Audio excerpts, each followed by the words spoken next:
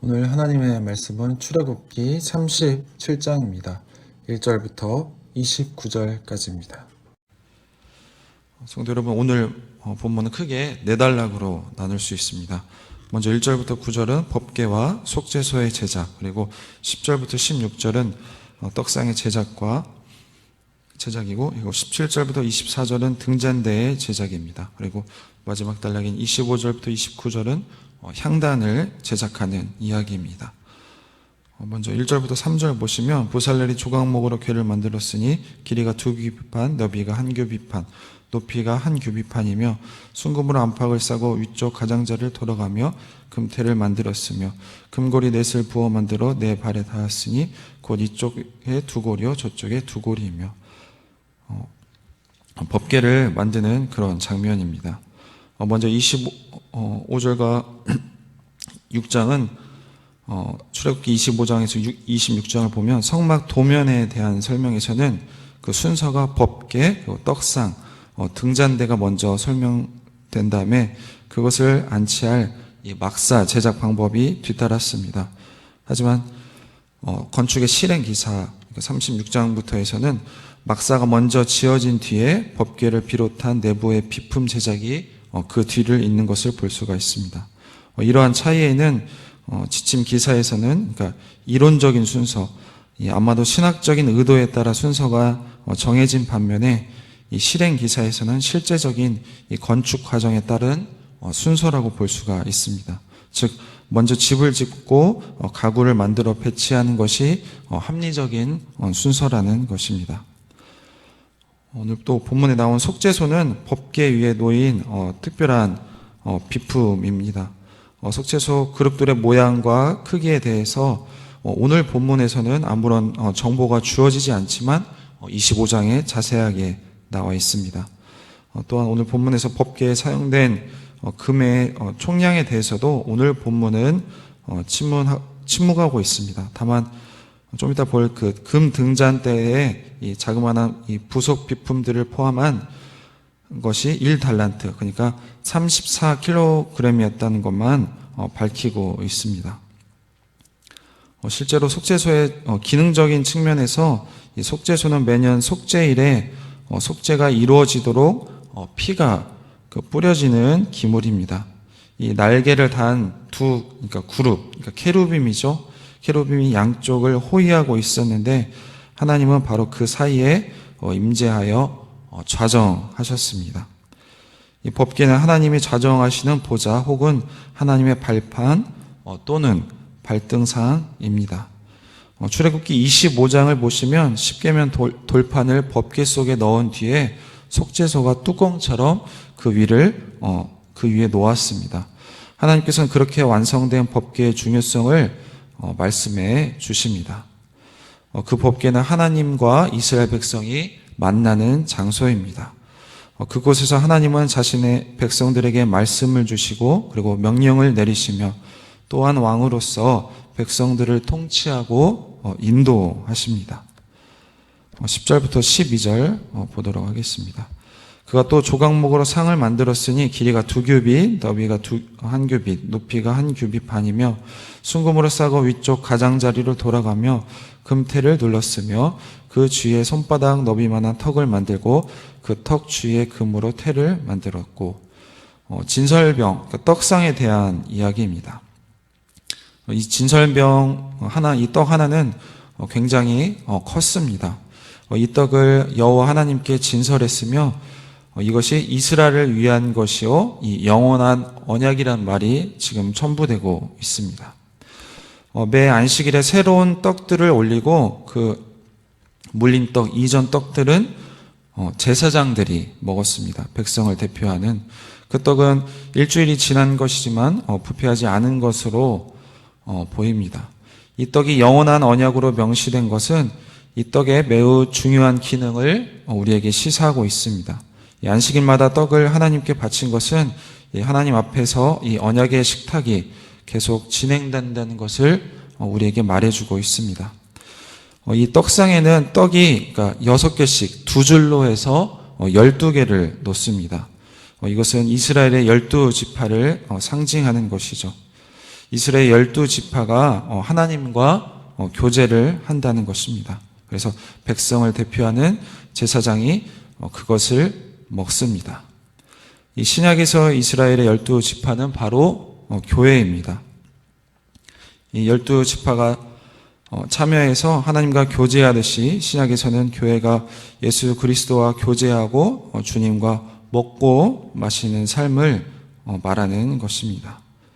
계속해서 17절과 19절은 금초대, 등잔대에 관한 것입니다. 같이 보도록 하겠습니다. 그가 또 순금으로 등잔대를 만들었으되 그것을 쳐서 만들었으니 그 밑판과 줄기와 잔과 꽃받침과 꽃이 그것과 한 덩이로 되었고 가지 6이 그 곁에 나왔으니 곧 등잔대 3가지는 저쪽으로 나왔고 등잔대 3가지는 이쪽으로 나왔으며 이쪽 가지에 살구꽃 형상의 잔색과 꽃받침과 꽃이 있고 저쪽 가지에 살구꽃 형상의 잔색과 꽃받침과 꽃이 있어 등잔대에서 나온 가지 6이 그러하며 우리는 앞서 성막의 휘장과 그리고 성막들 그리고 골조들의 제작 책임은 아마도 오홀리압에 있었음을 살펴보았습니다. 그러나 법궤를 비롯한 주요 지금 비품 제작의 책임자는 바로 부살렐입니다. 이 물건들은 아무나 만들 수 없는 놀라운 기술을 필요로 했기 때문에 이 부살렐이 얼마나 뛰어난 목공과 세공 기술자였다는 것을 우리가 알 수가 있습니다. 그는 분명히 이집트에서부터 그 분야의 명장, 즉 최고의 기술자였을 것입니다. 그러나 이런 부살렐과 올리압에게는 하나님의 능력이 필요했습니다. 하나님께서 그의 기술력 위에 더 놀라운 지혜와 능력을 부어 주셔서 신적 디자인이 된 법궤와 기물들을 만들 수 있게 하신 것입니다. 출애굽기 25장에 나온 대로 이 회방 내부는 이 겹겹이 쌓인 휘장과 덮개들로 인해서 낮에도 캄캄했기 때문에 이 등잔대는 24시간 켜 놓았을 것입니다. 오늘 본문에 나오듯이 등잔대는 7개로 되어 있는데 7개로 전체를 만들어야 한다는 것입니다. 여기서 7개는 성경에서 완전수로서 완전한 빛이신 하나님과 예수님을 상징합니다. 12지파 이스라엘은 이스라엘의 생명은 한 분 하나님에게 나왔으며 완전한 빛, 완전한 생명임을 보여주고 있습니다.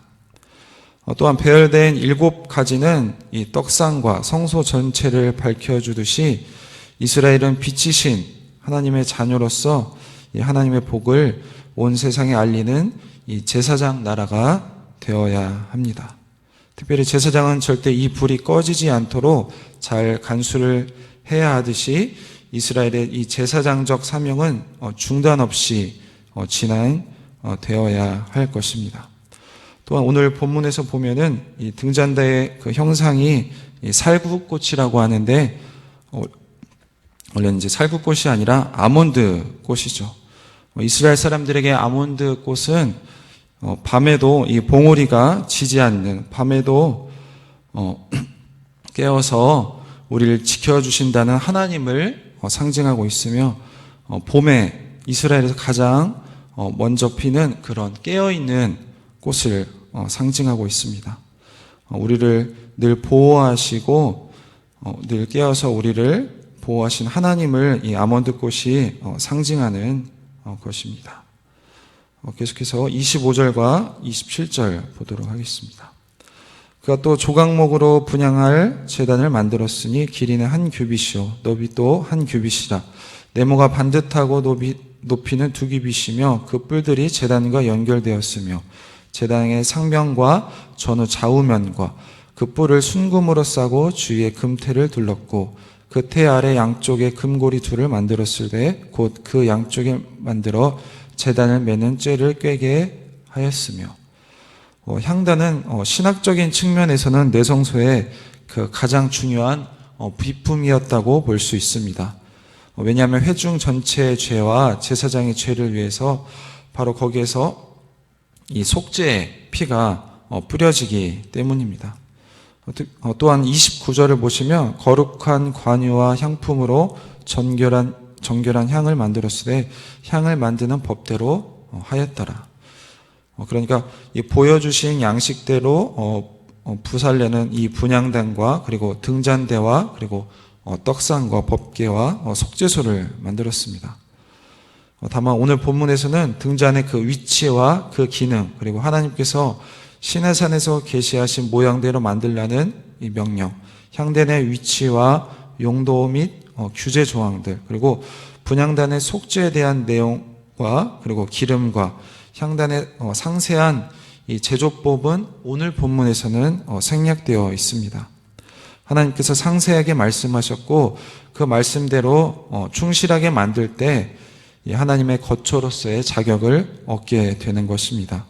사람의 지혜와 협력을 동원해서 이 제작 기술을 고안할 수 있지만 그 재료와 그 모양과 위치는 이 설계자이신 하나님의 지시를 충실히 따라야 진정한 하나님의 거처가 될 수 있음을 우리가 알 수 있습니다.